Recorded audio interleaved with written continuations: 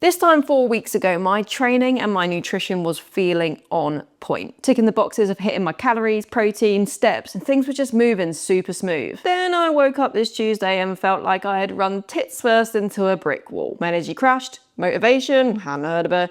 All I wanted to do was spend some alone time with Colin the caterpillar, but then it all made sense. And Thursday, my period arrived, uppercutting my nunna to a pit of despair. The cheeky little devil. But yeah, periods can kind of suck. And they can make it harder for you to stay consistent with your fitness goals, which is why in this video, I want to take you through the exact strategy I take myself and my clients through so you can effectively periodize your training and nutrition around your menstrual cycle. But before we go into the practicalities, we're first going to go into the science. For this example, I'm just going to run through the typical 28-day cycle. As you know, people are individual and you can be more or less than this, but just to keep things simple. See, your hormones fluctuate over your menstrual cycle. Week 1 starts when you get your period. Estrogen starts to rise and mood and energy might start to boost once you've got over the cramps fucking sucker punching you in the womb. And then as you go into week 2, you're heading into ovulation, where estrogen continues to rise and mood and energy potentially continues to increase. And then week 3 is when we're coming out of ovulation, progesterone rises, estrogen and testosterone drops, with estrogen rising again towards the end of the week. In this phase, you might start to experience some pre-PMS symptoms, such as lower energy and lower mood, but yeah, that really comes in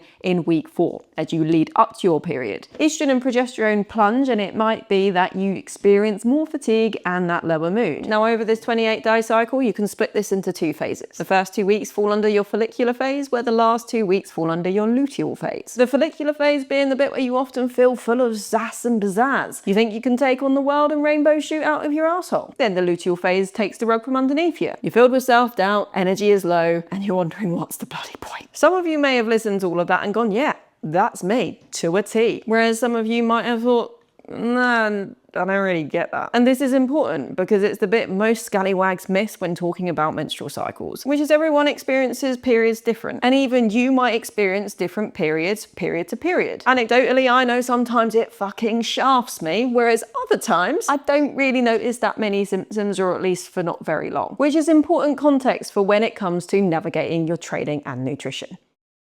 I see a ton of people trying to sell cycle syncing training programs to work with people's periods. They'll create a box where the follicular phase, it gets you pushing PBs, whereas the luteal phase, it gets you just doing some gentle stretching and not even sniffing a gym. And although there is science behind some of the stuff that they're saying, it's generic codswallop. And this is backed up in the research that we have so far as well. Looking at these papers, they saw 0 advantages to doing cycle syncing training compared to traditional strength training. But these studies also talk about individual differences.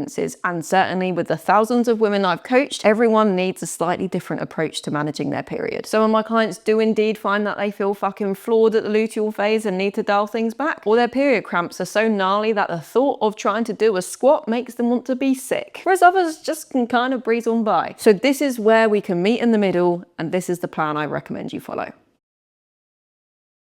How many times have you felt shattered and didn't want to go to the gym, but you go anyway and then end up blasting a few PBs? I guarantee it's more than once. And this can be the same when you're training through your luteal phase. So what I recommend you do is first track your own period. Get a good idea of what your cycle's looking like. That's kind of important for general health, not just training and nutrition. So get a good eye in there. And then with that data, go into plan A. Plan A being continue as normal. Yeah, I know, it makes me sound like a fucking dickhead, but sometimes even if you're feeling tired or fatigued or you're in your luteal phase, you'll go in and still have an awesome workout. Don't take that opportunity away from yourself. Just have the caveat of plan B, which is if you go into the gym and you find that gravity has been turned up to 11, things feel all a little bit minging, and you go and look at your period tracker and be like, oh yeah, I'm in my luteal phase. That makes sense. Instead of throwing your toys out the pram and kicking a baby in the face, don't know where that came from, just adjust your expectations for what you're going to get out of the session. Personally, I reduce the intensity by doing slightly less weight or less reps, shave off a couple of sets through the workout, and then change my focus instead of trying to hit PRs to just really trying to hone in on my form and improve my technique. Although you might not come out of the gym with sexy looking logbook numbers, you will pay dividends for your next session to be a better one. And when it comes to your training, your results are going to be so much better if you can be consistent over a long period of time rather than only showing up when things feel sexy. So to summarize,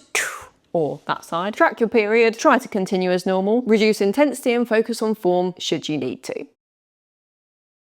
Just like your hormonal fluctuations can impact your mood and your energy, it can also impact your hunger as well, which is why it's freaking normal to have differences in appetite throughout your menstrual cycle. And yeah, you guessed it, the luteal phase does tend to be when you are feeling hungrier and your cravings are shooting up. So when you pair that with low mood and high fatigue, you have yourself a pretty unpleasant orgy. I don't know why I'm doing this for an orgy. That's not my vibe at all. Now, I'd love it if we lived in a fair world, but we don't. So you probably do want to set yourself up to navigate that best you can, so you're not heading headfirst into the fuck it bucket.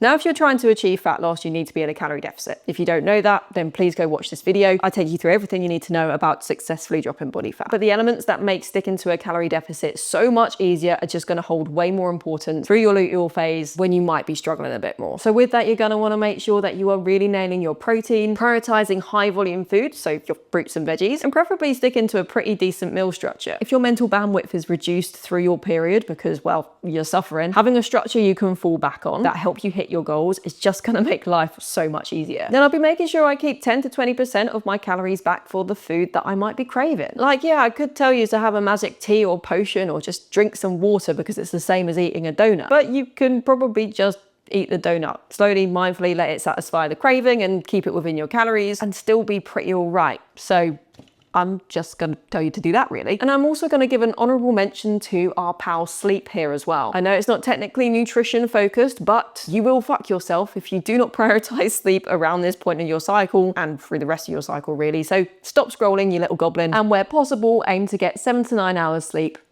Pretty please. But even with these tools in your tool belt, it's likely that your energy is still going to dip and your hunger is still going to go up. So just like with your training, I recommend a plan A and a plan B protocol.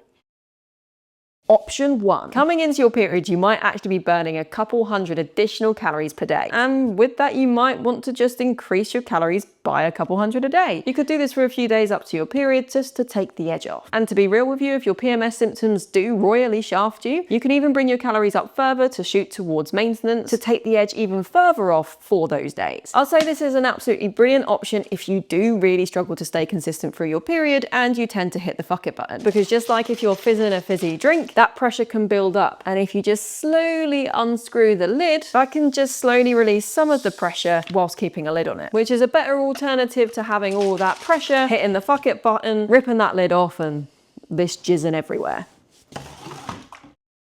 Then we have option 2, which is the grind harder approach. And with this option, it's going through this period with, well, not adjusting anything, banking those a couple additional calories burned to see a slightly larger deficit and just keep on keeping on, really. This is a great option if you're not massively affected by your PMS symptoms, or if you are and you honestly just don't mind chilling in a deficit. And this is actually the approach that I take most of the time. Similar to my training, I try to just carry on as normal, but if it gets to the position where my symptoms are kind of making me suffer more than I would like, I just release the pressure and dial back a little bit. I know 3-4 days at maintenance isn't going to hurt me. If anything, it's going to help me in the long term and help me be consistent. So I dial back here so I can push on after that. But one thing I would say with both navigating your nutrition and training is that it becomes so much easier to stick to if you do have a plan to follow, which is where I'm going to come in and say that you should probably be joining my training app, because within the app, it has an in-depth nutrition course to help you set everything up. You get access to a ton of training programs that are catered towards beginner, intermediate, advanced, home, or in the gym. So even when you're running into these difficult weeks where your energy is low, you still have a plan to fall back on, which is going to keep you consistent and keep you moving towards your goals. It's literally £9.50 a month, and I'll leave a link somewhere here for you to join. But before we go anywhere, there's one last thing that I want to take you through, because it's impossible to go through fat loss and your period without talking about this dirty little pecker.